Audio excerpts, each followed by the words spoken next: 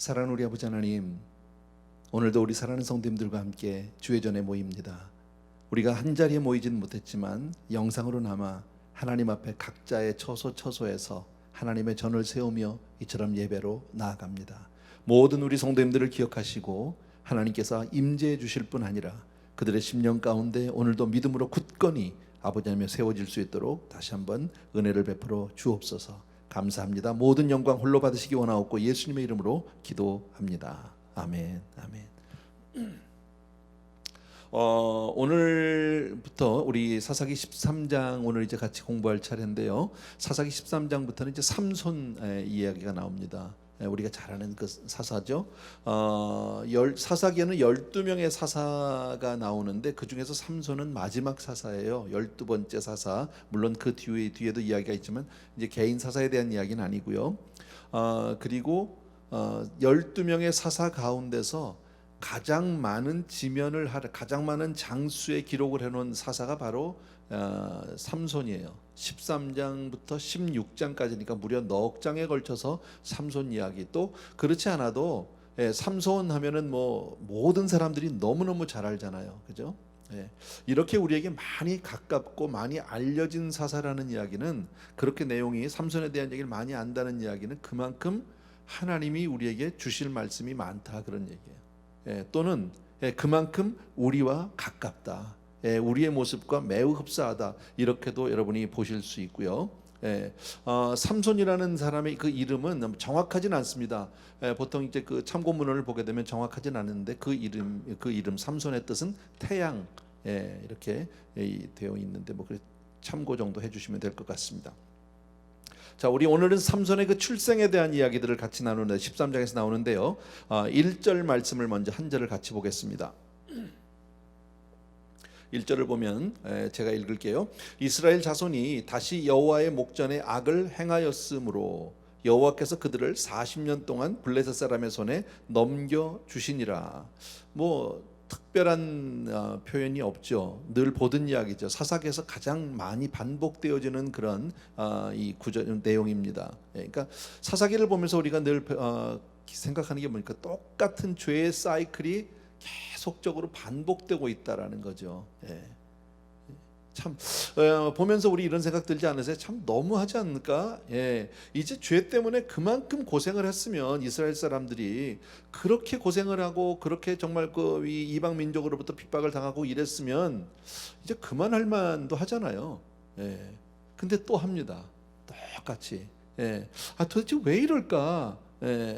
그 똑같은 죄를 짓고 그렇게 고통당하고 또 회개하고 또 하나님 앞에 은혜를 받고 뭐 이렇게 하는 내용, 회복되어지고 하는 내용들이 계속적으로 아주 똑같은 사이클로 반복이 되는데, 가만히 생각해 보면요, 그게 나예요. 그게 우리예요, 여러분. 바로 내 모습이 그렇지 않습니까? 우리 인생이 그렇지 않습니까? 여러분, 우리가 그렇게 살고 있다라는 거죠. 그러니까 사사기의 그 영적인 모습은 바로 우리네 인생의 영적 모습과 아주 똑같아요. 같아요. 여러분, 우리도 그러잖아요. 넘어진 죄 또 넘어지고 회개하고 또 넘어지고 그게 얼마나 많습니까? 개인적으로도 많고 사회적으로, 국가적으로. 세상은 많이 발전된 것 같지만 세상에 사람들이 사는 그 양태를 보면 별로 달라진 게 없다라는 거예요.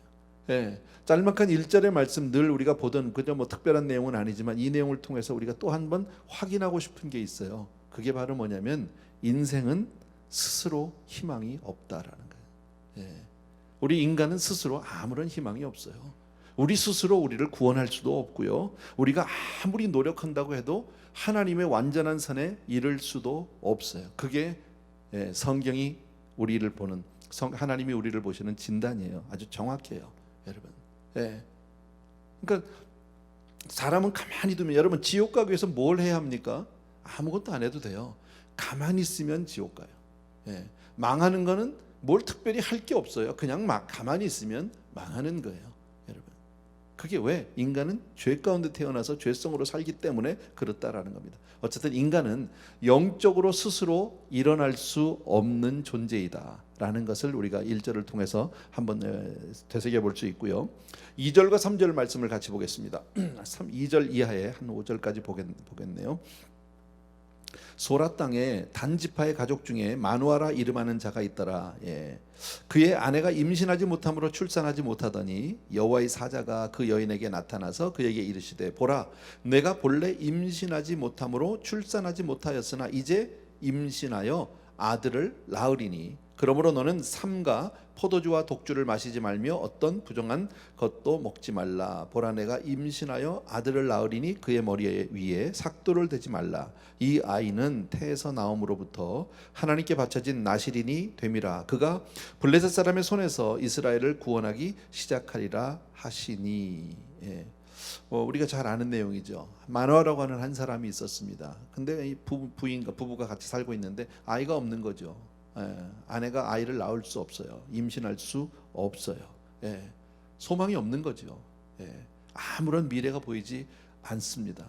절망하고 있습니다. 불가능입니다. 그런데 그때 누가 찾아왔어요? 하나님의 사자가 찾아왔어요.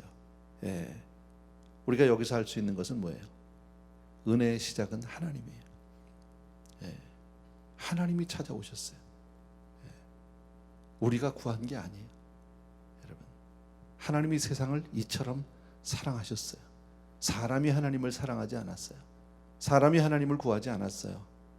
그래서 은혜는 항상 하나님으로부터 시작이 된다. 또 천사가 와서 그 여자에게 한 이야기가 있죠. 네가 임신하지 못해서 아이가 없는데 아들 낳을 거라고 얘기했어요. 기적이에요. 기적. 여러분, 기적은 있어요. 하나님의 기적은 오늘도 있는 줄로 믿습니다. 기적적인 은혜가 있어요. 하나님이 개입하시면 우리 삶 가운데 불가능한 것이 없는 줄로 믿습니다. 하나님이 하시면 코로나 바이러스 바로 끝날 수 있어요. 하나님이 하시면 가능하다. 믿습니까, 여러분? 이것이 우리 믿는 사람에게는 얼마나 큰 희망이요, 소망이요, 용기인지 몰라요. 왜? 우리가 아무리 안 된다 할지라도 어떤 절망 가운데도 우리는 그 소망의 끈, 믿음의 끈을 놓지 않을 수 있으니까. 하나님이 하시면 되니까. 믿습니까, 여러분? 이게 우리 믿음의 사람이죠. 똑같은 세상을 살아가지만 세상을 사는 일반 사람들은, 믿음이 없는 사람들은 그냥 현실만 바라봅니다. 상황만 바라보고 모든 것을 파악합니다. 자기의 능력과 상식과 그저 이성과 지식 정도를 의지하고 살지만 우리도 물론 똑같이 그게 있어요. 그런데 그 모든 것 위에 우리는 하나님의 기적을 믿습니다. 하나님의 전능하심을 믿습니다. 하나님이 개입하시면 되는 줄로 믿습니다. 아멘. 그리고 또 하나의 이야기는 뭡니까? 하나님의 사자가 나타났어요. 그리고 그 여인에게 아들 낳을 거라고, 아이 낳을 거라고 그렇게 축복해 주었습니다. 예언해 줬습니다. 얼마나 감사한 일입니까? 아이를 전혀 낳을 수 없었던 사람이 아이 낳을 수 있다는 얘기를 듣는 건 정말 이건 엄청난 복음 중에 복음이죠. 그런데 그 다음에 한 얘기가 있죠. 아이를 낳을 텐데 그 아이는 나실인이 될 것이라고, 구별된 사람이 될 것이라고. 그래가지고 한 세 가지를 구별하죠. 첫 번째, 독주나 포도주를 마시지 말라. 술 마시지 말라. 두 번째는 바로 뭡니까? 그가 부정한 것을 먹지 못하게 하라. 먹지 말라. 세 번째는요, 머리에 삭도를 대지 말라. 이런 세 가지의 조건을 이야기합니다. 우리가 이것을 뭘 할 수 있을까요? 여러분, 지금 이 여자가 구한 것이 아닙니다. 아이가 없이 소망 없이 절망 가운데 살아가고 있는 한 여인과 가정의 이야기인데 그 가정에 하나님의 천사가 왔습니다. 하나님의 사자가 임했습니다. 그리고 그를 축복합니다. 아들 낳을 거라고 이야기합니다. 너무너무 감사한 거죠. 그리고 나서 지금 세 가지, 술 마시지 말라고, 그 다음에 부정한 것 먹지 말라고, 머리에 칼 대지 말라고 그렇게 얘기합니다. 이것은 바로 뭐예요? 은혜가 임했어요. 하나님의 놀라운 기적의 은혜가 임했는데 그 다음에 요구되어지는 것이 있다라는 거예요. 여러분, 은혜는 은혜만 오는 것이 아니라 은혜 받은 자가 마땅히 해야 할 의무, 은혜 받은 자가 마땅히 살아가야 할 어떤 요구가 있어요. 그 요구가 뭡니까? 한마디로 이 세 가지를 요약하면 거룩, 이렇게 얘기할 수 있어요. 하나님 우리에게 값없이 은혜를 주세요. 얼마나 감사한지 몰라요. 정말 죽을 수밖에 없는 우리를 하나님의 자녀 삼아 주셨고 영생할 수 있는 놀라운 은혜를 주셨어요. 믿습니까, 여러분? 성령이 우리 안에 거하심으로 말미암아 죽을 우리 몸을 다시 살리는 놀라운 기적을 허락하여 주셨어요, 여러분. 그런데 그 다음에 하나님이 우리에게 은혜를 주시고 우리를 하나님의 자녀 삼아 주시고 내 안에 들어서 나를 거룩한 하나님의 사람을 만든 이후에, 그리고 하나님은 우리에게 요구하는 게 뭘까요? 거룩이에요. 그러니까 믿는 자는 거룩하게 살아야 해요. 하나님의 말씀대로 하나님의 뜻대로 그렇게 사는 거예요. 여러분, 그냥 거룩한 하나님을 섬기는 사람은 더러운 것들, 속된 것들, 부정한 것들로부터 내 자신을 구별할 수 있어요. 같은 세상에 살지만 우리는 그런 것에 속하지 않아야 합니다. 이것이 성경이 오늘 우리에게 말씀하는 겁니다. 여러분, 저와 여러분, 우리 사실은 삼손의 얘기가 우리 얘기 아닙니까? 똑같이 우리는 그런 은혜를 받았습니다. 놀라운 은혜를 받았어요. 여러분, 각자가 언제 은혜를 받았는지 한번 생각해 보십시오. 어떻게 은혜를 받았는지, 어떻게 하나님의 정말 그 놀라운 성령의 은혜를 받았는지 한번 생각해 보십시오. 여러분이 한 40일씩 금식하고 받은 겁니까? 몸부림치면서 매달리다 받은 겁니까? 여러분, 복음의 시작은 내가 아니었었어요. 믿지 않겠다고 거부하고 외면하고 정말 그렇게 하나님을 싫어했던 우리를 일방적으로 하나님은 사랑을 쏟아 부어 주셨고, 누군가를 통해서 중보하셨고, 누군가를 통해서 전도하셨고, 그리함으로 말미암아 마침내 우리를 하나님의 은혜를 받게 해주셨어요. 은혜마저도. 저는 그랬어요. 얼마나 안 믿겠다고, 얼마나 정말 뻐등대던 사람인지 몰라요. 얼마나 뻗댔던 사람인지 몰라요. 그런데 하나님이 끊임없이 참으시고 오래 참으심으로 수많은 사람들의 중보를 통해서, 우리 어머님의 기도를 통해서, 수많은 전도자를 통해서, 친구를 통해서 그렇게 해서 내 삶 가운데 찾아와 주셨고 나를 하나님의 자녀 삼아 주셨다는 거죠. 더 나아가서 하나님의 사역자로, 거룩한 종으로 하나님이 그렇게 불러주셨다는 거, 엄청난 은혜를 받은 거죠. 근데 하나님이 나에게 직접 대고 요구하진 않아요. 그러나 오늘 말씀을 통해서 우리가 보시면 뭘 알 수 있어요? 그렇게 살라는 거예요. 조금 다르게 살아야 한다는 거죠. 너는 내 하나님의 사람으로 그렇게 살아달라라고 이야기합니다. 6절과 7절 보겠습니다. 이에 그 여인이 가서 그 남편에게 말하여 이르되 하나님의 사람이 내게 오셨는데 그의 모습이 하나님의 사자의 용모 같아서 심히 두려움으로 어디서부터 왔는지를 내가 묻지 못하였고 그도 자기 이름을 내게 이르지 아니하였으며 그가 내게 이르기를 보라 내가 임신하여 아들을 낳으리니 이제 포도주와 독주를 마시지 말며 어떤 부정한 것도 먹지 말라. 이 아이는 태에서부터 그가 죽는 날까지 하나님께 바쳐진 나실인이 됨이라 하더이다 하니라. 이 두 구절을 보면 우리가 상상해 볼 수 있는 내용이에요. 어느 날 하나님의 천사가, 하나님의 사자가 마노아의 아내, 그 이름이 나오진 않지만 그 여인에게 찾아왔어요. 아이를 낳지 못하는 불쌍한 여인이에요. 찾아와서 너 아들 낳을 거라고. 근데 그 아들 낳으면 이제 나실인으로 그렇게 키우라고.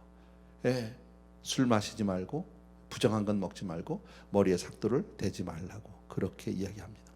얼마나 놀랐을까요? 얼마나 흥분됐을까요? 얼마나 감사했을까요?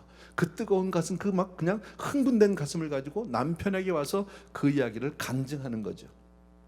여보 천사가 왔어. 그리고 아이 주신대. 아이를 낳을 거래. 근데 그 아이는 이런 아이래. 그냥 이야기를 하는 그 모습을 우리가 상상해 볼 수 있습니다. 근데 누구를 만났냐고 하니까 그때 내가 만난 사람이 있어. 하나님의 사자의 용모 같았어. 심히 두려움으로. 무슨 얘기예요? 누군가가 찾아오신 거죠. 근데 그 사람은 어떤 모습입니까?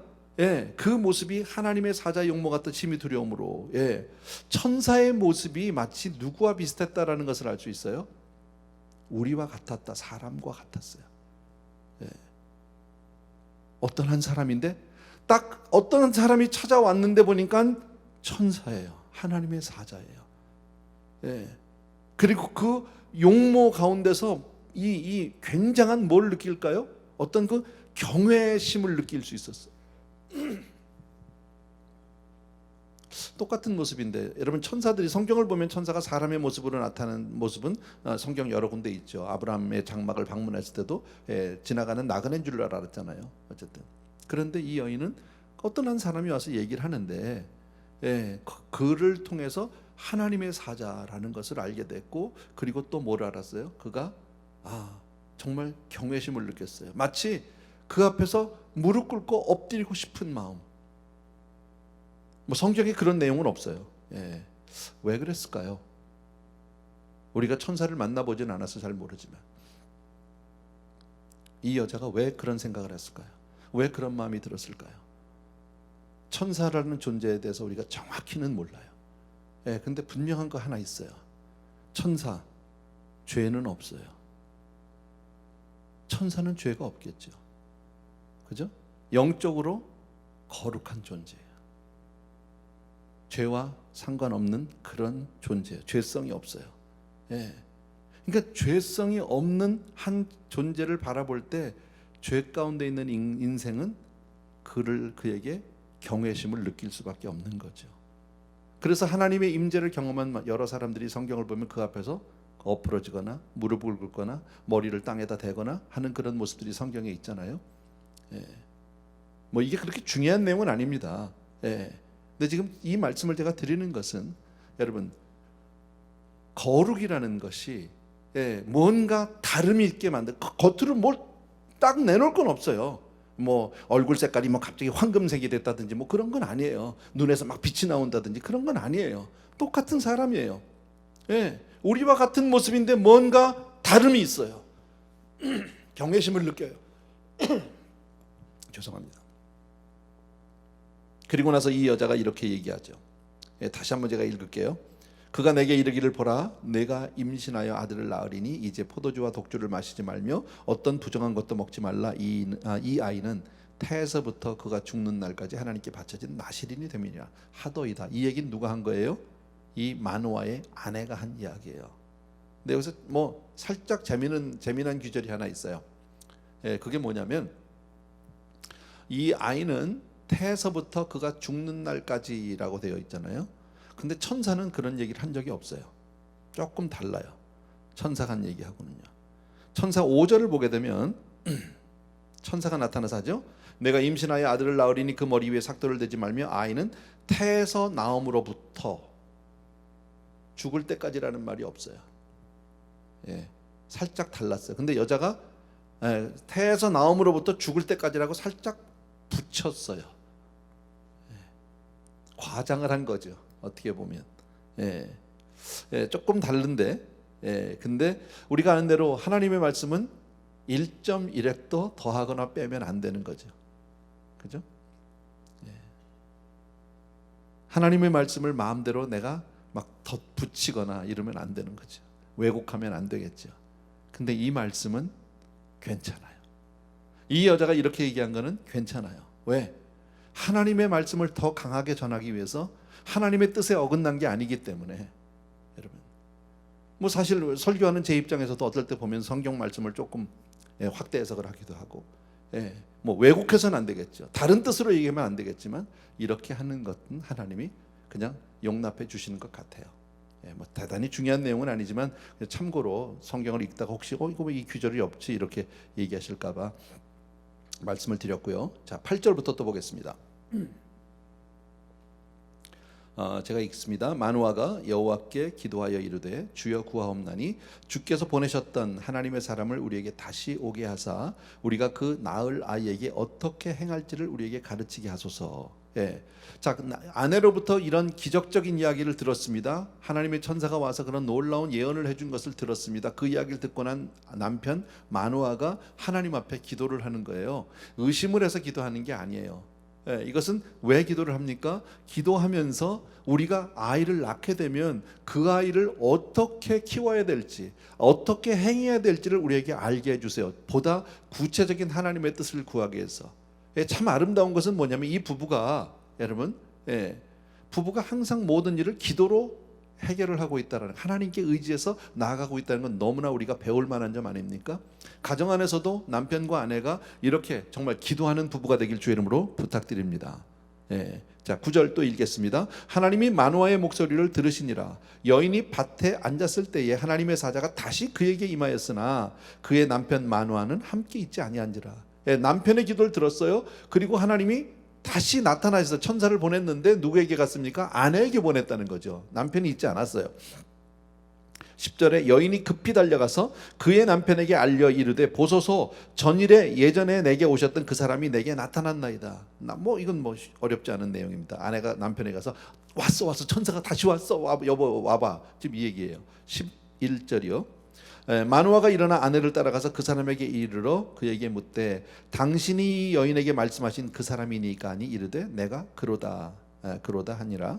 마노아가 이르되 이제 당신의 말씀대로 되기를 원하나이다. 이 아이를 어떻게 기르며 우리가 그에게 어떻게 행하리이까? 여호와의 사자가 마노아에게 이르되 내가 여인에게 말한 것들을 그가 다 삼가서 포도나무의 소산을 먹지 말며 포도주와 독주를 마시지 말며 어떤 부정한 것도 먹지 말고 내가 그에게 명령한 것은 다 지킬 것이니라 하니라. 뭐 내용이 쭉 읽었는데 그렇게 뭐 대단한 내용은 아니에요. 말씀드린 대로 아내 이야기를 듣고 남편이 기도했고요. 그리고 하나님 앞에 이 아이가 태어나면 어떻게 키워야 될지 좀 알고 싶어요. 가르쳐 주세요 했더니 하나님이 그 기도를 들으셨어요. 그리고 하나님이 하나님의 사자를 보내서 그 아내에게 갔어요. 근데 마침 그때 남편이 그 자리에 없어서 아내가 가서 남편을 부르러 가서 불러와서 이제 남편이 그 앞에서 당신입니까? 그렇다. 그러면 아이가 앞으로 태어나면 어떻게 할까요? 어떻게 길러야 되겠습니까? 라고 그렇게 기도한 거예요. 다시 물었어요. 그랬더니 천사가 뭐라고 얘기했어요? 똑같이 얘기했어요. 독주를 마시지 말고 술 마시지 말고 부정한 건 먹지 말고 머리에다 칼 대지 말고 나시린으로 그렇게 구별되게 키워라. 그렇게 말씀한 거예요. 뭐 그 내용이에요. 지금 읽었던 건요. 여기서 우리가 간단하게 두 가지로 정리해 볼 수 있어요. 여러분, 첫 번째, 여러분 천사가 그 아내에게 와서 했던 이야기와 남편에게 와서 한 얘기가 같아요? 달라요? 같아요. 뭘 할 수 있어요? 하나님의 말씀은 변치 않아요. 하나님의 말씀은 상황에 따라서 사람에 따라서 이랬다 저랬다 그렇지 않아요. 여러분, 또 한 가지, 지금 마노아가 기도한 것은 아내의 이야기를 못 믿어서 기도한 걸까요? 아니면은 더블 체크하기 위해서 좀 더 구체적으로 알기 위해서 기도한 걸까요? 다 마스크 쓰고 대답은 안 하지만 성도님들도 마찬가지겠지만요. 후자죠. 그죠? 후자예요. 그러니까 우리가 하나님 앞에 구할 때 정말 하나님의 뜻대로 순종하고자 하나님의 뜻을 구하면 응답해 주세요. 그런가 아닌가 알아보려고 하는 게 아니라, 테스트를 하는 게 아니라 하나님의 뜻이면 순종하겠습니다 라고 하나님 앞에 뜻을 구하면 반드시 응답해 주시는 줄로 믿습니다. 그러니까 순종하기 위해서 기도하느냐, 그러니까 기도하는 동기가 상당히 중요한 거죠. 내가 뭘 좀 미래를 알고 점치듯이 하나님 앞에 나아가면 하나님은 그 기도를 안 들어주실 거예요. 그러나 순종하기 위해서 하나님 앞에 간구하면 하나님 반드시 응답해 주시는 줄로 믿습니다. 15절 이하입니다. 마노아가 여호와의 사자에게 말하되 구하옵나니 당신은 우리에게 머물러서 우리가 당신을 위하여 염소 새끼 하나를 준비하게 하소서. 은혜 받은 거죠. 지금 천사가 와서 그러니까 지금 아내가 처음 받았던 그 감동, 어쩌면 그 이상의 감동을 남편이 받았을 겁니다. 막 받고 잠깐만 계세요. 우리가 가서 재물 가져올게요. 지금요, 내가 대접할게요. 이렇게 얘기한 거죠. 16절에 여호와의 사자가 마노아에게 이르되 내가 비록 나를 머물게 하나 내가 내 음식을 먹지 아니하리라.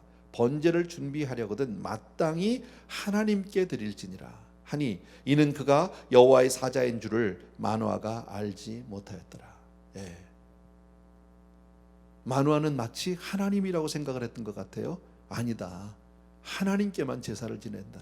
하나님께만 예물을 드려야 된다. 이렇게 얘기한 거죠. 17절에 마노아가 또 여호와의 사자에게 말하되 당신의 이름이 무엇이니까 당신의 말씀이 이루어질 때에 우리가 당신을 존귀 여기리이다 하니 여호와의 사자가 그에게 이르되 어찌하여 내 이름을 묻느냐 내 이름은 기묘자라 하니라.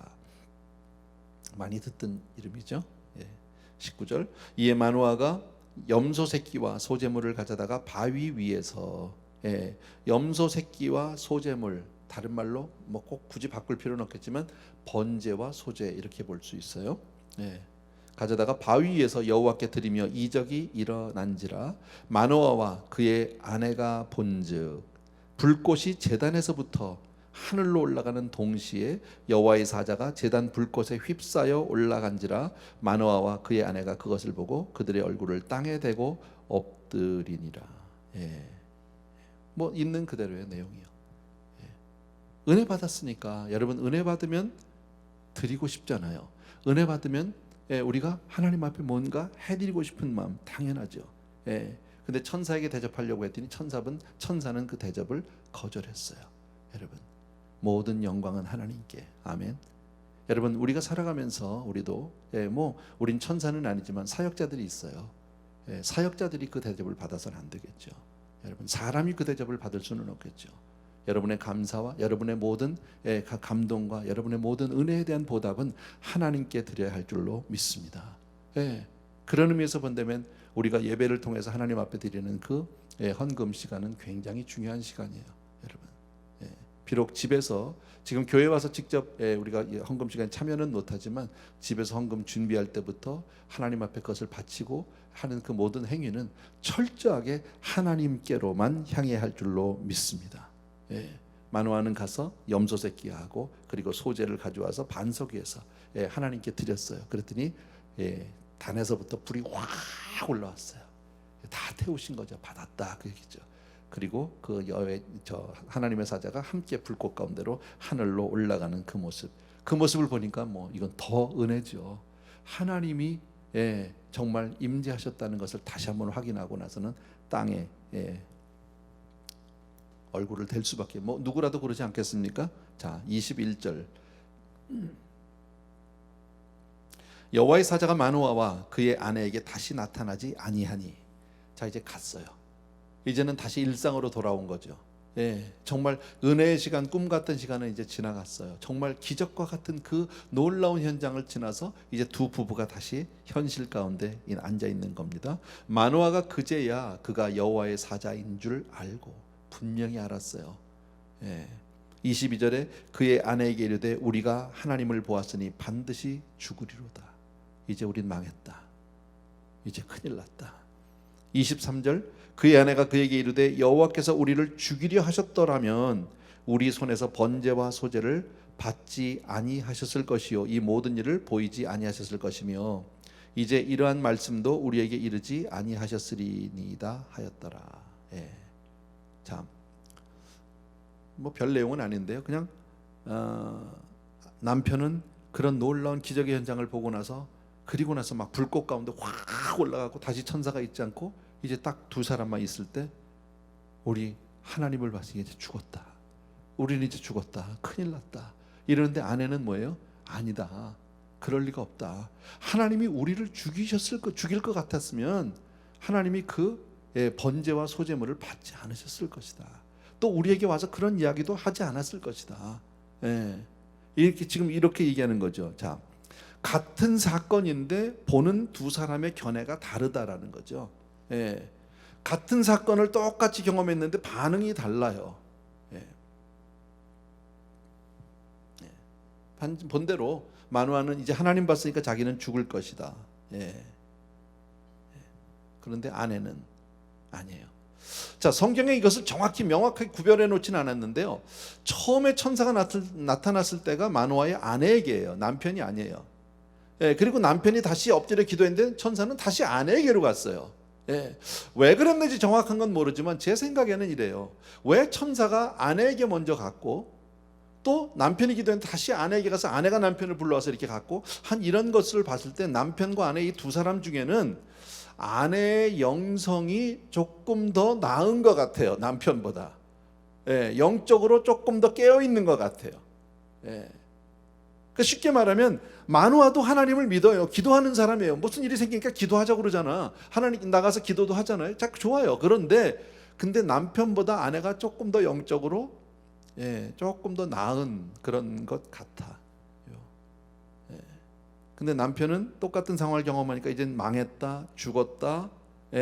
이제는 자기는 아주 부정적으로, 절망적으로 해석을 했는데 똑같은 사건인데 아내는 아니다, 그런 거 아니다. 하나님이 우리 죽일 것 같았으면 아예 번제를 받으실 일도 없었다. 와서 그렇게 축복하시고 이야기하고 아들 줄 거라는 이야기도 분명히 안 했을 것이다 라는 겁니다. 여기서 저는 이렇게 생각해요. 믿음이 적은 사람, 믿음이 약한 사람 혹은 믿음이 없는 사람은 매사를 부정적으로 해석을 합니다. 똑같은 사건인데 절망적으로 봅니다. 작은 일도 큰 일처럼 어떡하지? 큰일 났다. 막 별거 아닌 일도 그렇게 생각한단 말이지. 이제 곧 죽을 것 같이 생각하는 반면에 그러나 영적인 사람은 어떻습니까? 큰 일이 난 순간에도 그 일을 통해서 하나님의 하실 일을 기대하고 있다라는 거죠. 여러분은 어떤 사람이 되기를 원하십니까? 물어보나 안 하잖아요. 이런 아내와 같은 사람이 돼야죠.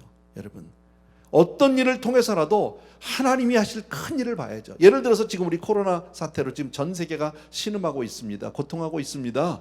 자, 이걸 볼 때 믿음이 없는 사람은 어떻습니까? 이젠 다 죽었다, 망했다, 이제 교회도 이제 큰일 났다. 교회를 지금 벌써 5개월, 6개월째 지금 못 오고 있는데 앞으로 이제 교회가 다 뭐 정상화가 돼도 이제 교인들 아무도 안 온다. 뭐 이렇게 얘기하는 목사가 있을 수도 있겠죠. 예, 이젠 교회는 망했다, 이제 큰일 났다, 이제 뭐 그런가 하면요. 믿음 있는 사람은 어떻게 볼까요? 아니요. 비록 우리가 이렇게 모이지 못하지만 하나님 어쩌면 이 시간을 통해서 우리 한 사람 한 사람을 각자 개인적으로 개별적으로 가정을 통해서 하나님이 훈련시키시고 깨우셨다가 다시 하나님께서 여시는 그날엔 정말 폭발적인 부흥의 날이 올 줄로 믿습니다. 이렇게 나가야 하는 거지. 아멘을 안 하니까 모르겠어요. 예. 어쨌든 난 그렇게 생각해요. 예. 어떤 면으로 쓸 것인가. 사람에게는 다 이런 양면성이 있습니다. 똑같은 상황 속에서 우리가 항상 거기에 절망적으로 부정적으로 모든 것을 판단하고 이해하는 사람이 있는가 하면 똑같은 상황이지만 그것을 긍정적으로 적극적으로 해석하는 사람이 있는데 어떻게 할 것인가? 그것은 우리의 선택이에요. 믿음이에요. 여러분, 믿음은 할 수 없는 그것을 하는 거예요. 아까 얘기했지만 처음부터 이 여자는, 이 가정은 아이 낳을 수 없는 절망의 가정이에요. 그런데 하나님이 찾아오셔서 말씀하시고 아들 주시니까 삼손이라고 하는 어마어마한 사사가 태어나지 않습니까? 하나님이 개입하시면 할 수 있는 줄로 믿습니다. 예, 능치 못하심이 없는 전능하신 하나님이 함께 하시면 되는 줄로 믿습니다. 아멘. 그래서 영적인 사람은 어떤 사람이냐? 예, 절망의 순간에도 하나님의 전능을 바라보고 소망을 갖는 사람이에요. 예, 엄청나게 어렵고 힘들고 아픈 그런 상황 속에서라도 하나님을 의지하고 승리를 외치는 사람이 바로 영적인 사람인 줄로 믿습니다. 아멘. 예. 마지막 24절과 25절 읽습니다.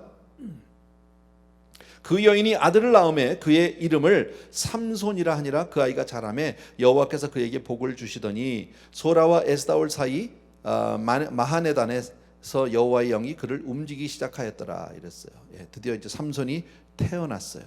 예, 마노아와 그 아내에게서 이제 삼손이 태어났어요. 하나님이 그가 복을 주셨어요. 그가 자라매 성령께서 그를 사용하기 시작합니다. 그리고 여러 지역을 통해서 그 영향력을 키워가기 시작했다고 성경이 오늘 말씀을 합니다. 여러분, 예, 우리가 잘 아는 대로 삼손 그 누구도 감당하지 못했잖아, 그죠? 누구도 그를 당할 수 없었어요.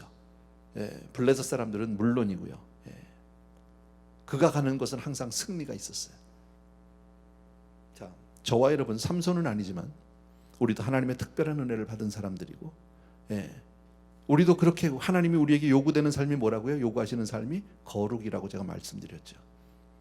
그러면 하나님의 성령이 그가 자람에 따라, 우리가 신앙생활이 자람에 따라, 예, 신앙의 연조가 깊어감에 따라, 우리의 믿음이 커감에 따라 하나님의 성령이 우리를 온전히 붙들어서 정말 우리를 통해서 큰 영향력을, 예, 통해서 이루게 되실 줄로 믿습니다. 일하실 줄로 믿습니다. 예, 자, 그런데 현실 속에서 왜 우리의 삶 속에는 이런 승리가 없을까요? 분명히 성령이 내 안에 계시는데, 믿으시면 아멘. 예, 성령이 내 안에 계시는데 왜 우리는 세상에서 여전히 실패하며 살고 있을까요? 분명히 나는 하나님의 자녀인데, 하나님의 은혜를 받은 건데 분명히 믿는데 왜 내 삶 속에서는 기적이 일어나지 않을까요? 여기에 대해서 프란시스 셰퍼라고 하는 유명한 목사님, 박사님이 이렇게 말씀을 하셨어요. 기적을 추구하는 만큼 거룩함을 추구하지 않기 때문이다. 이 말은 이런 말입니다. 예, 우리는 정말 기적을 갈구하고 능력을 사모합니다. 사업이 잘 되기를 원합니다. 병 낫기를 원합니다. 정말 우리 자녀들이 잘 크고 정말 좋은 학교 들어가고 공부 잘하기를 원합니다. 우리가 바라는 것 안에 아이들의 무슨 우리 일상의 모든 성공과 승리와 행복을 우리가 얼마나 간구하는지 모릅니다. 그런데 그렇게 우리가 기적을 소원하는 만큼 거룩을 사모하고 있지는 않다라는 거죠. 실제 내 삶 속에서, 예, 하나님의 능력과 하나님의 어떤 축복은 내가 간구하지만 우리가 거룩함을 사모하지는 않는다. 그래서 우리 삶 가운데 능력이 없다. 이렇게 프란시스 셰퍼 박사님 말씀하셨는데 저는 그 말이 맞다고 생각해요. 여러분, 삼손은 하나님이 그 부모에게 특별한 은혜를 주심으로 말미암아 태어난 아이예요. 특별한 은혜 가운데 태어난 아이예요. 맞죠? 출발이 얼마나 좋은지 몰라. 시작이 좋아. 남다른 출발이야. 특별한 출발이야. 하나님의 은혜 가운데 시작이 됐어. 근데 우리가 아는 삼손은 마지막은 좋지 않아요. 아주 비참하게 끝났어요. 그죠?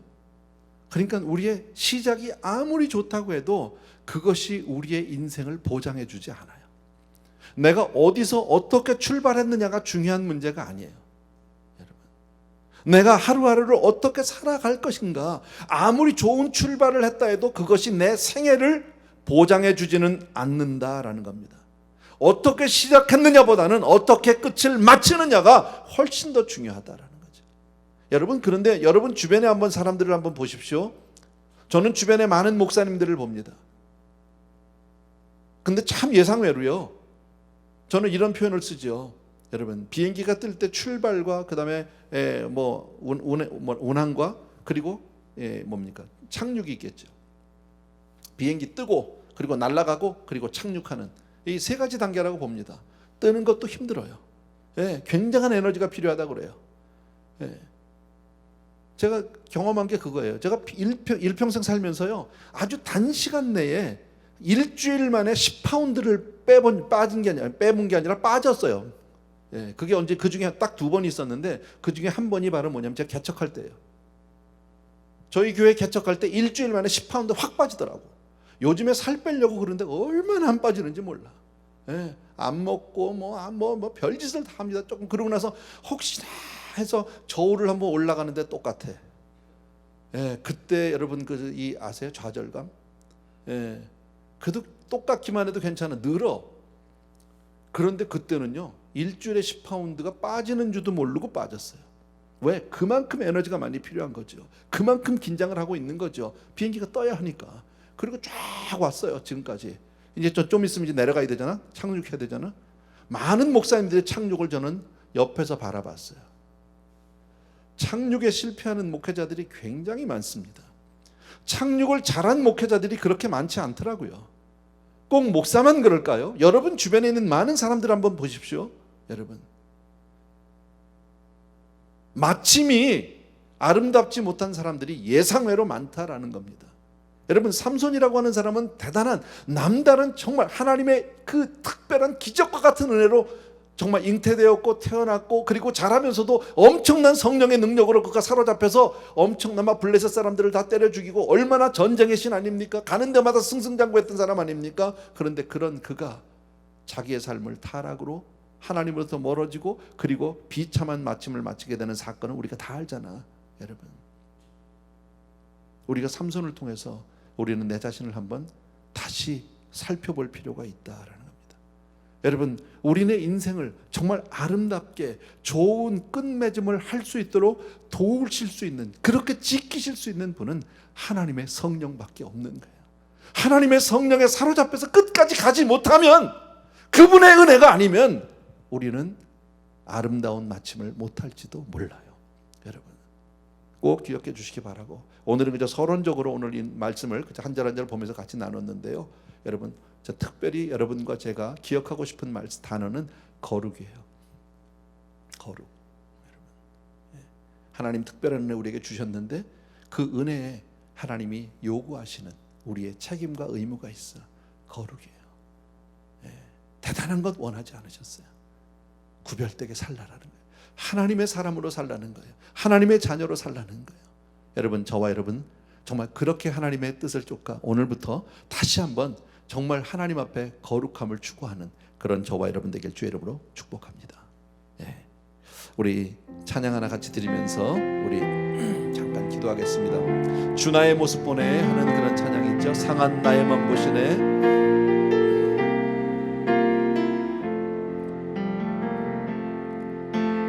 주 나의 모습 보네 상한 나의 맘 보시네 주 나의 눈물 안에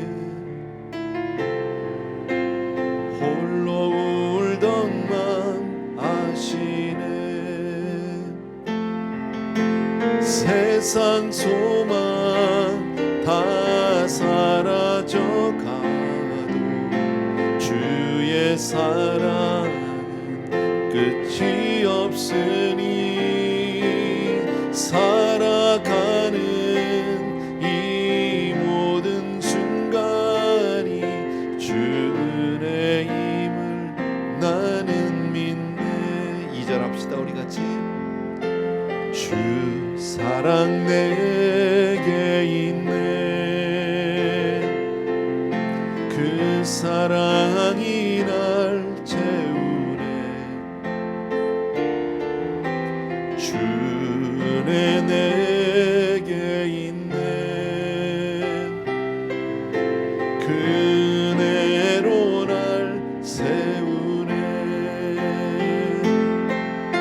세상 소망 다 사라져 가도 주의 사랑은 끝이 없으니 살아가는 이 모든 순간이 주 은혜임을 나는 믿네. 세상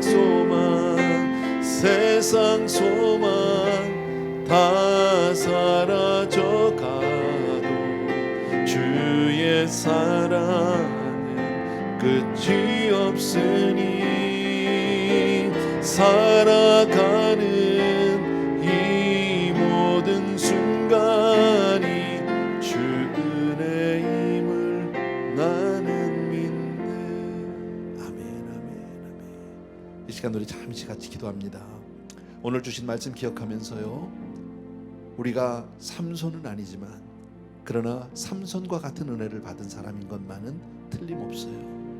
하나님은 그런 우리에게 그 은혜를 주시면서 구별되게 살아달라고, 거룩한 삶이 되어달라고, 우리에게 거룩을 요구하시고요. 또 하나는 똑같은 상황이지만 영적인 사람은 긍정적으로 봐요.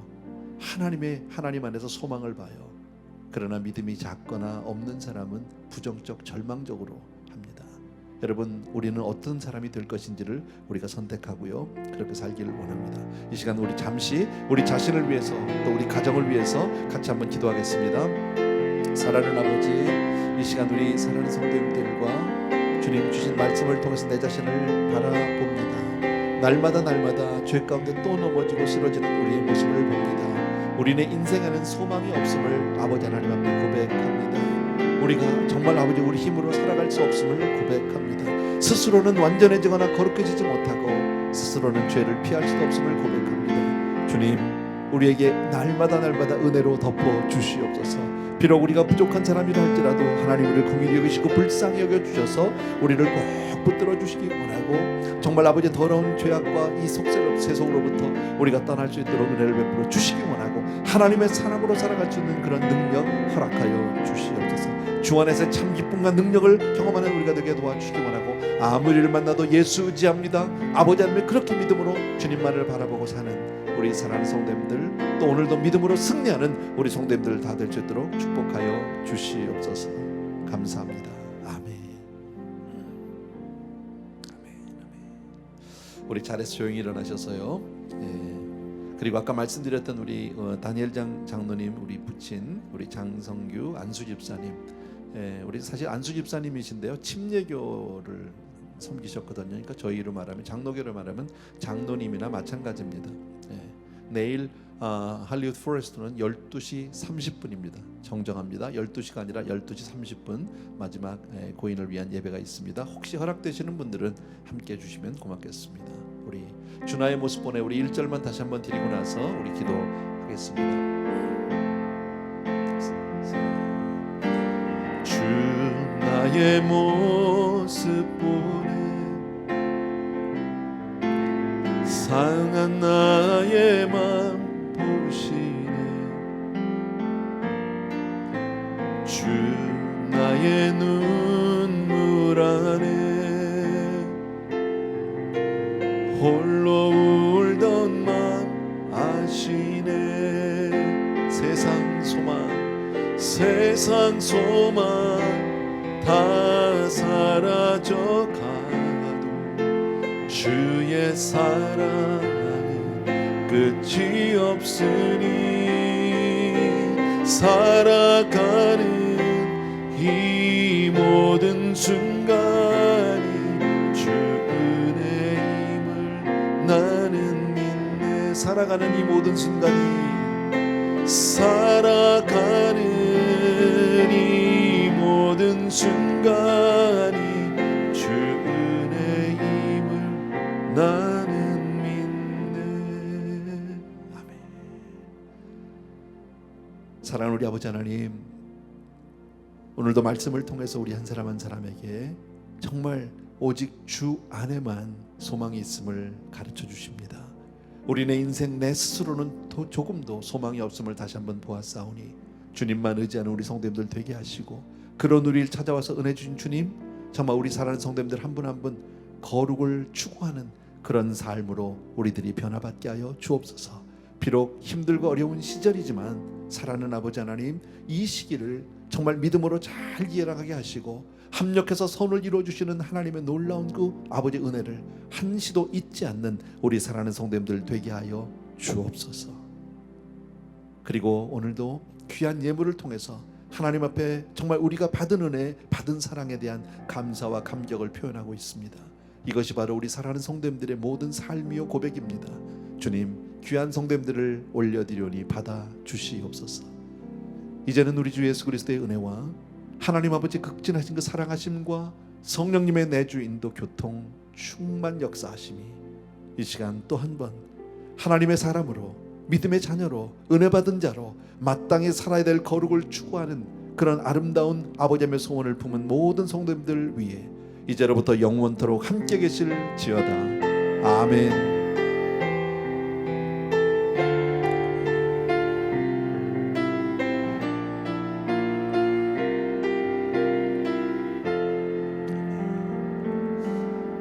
할렐루야. 감사합니다. 거룩한 주일, 경건한 주일 되길 바랍니다. 감사합니다.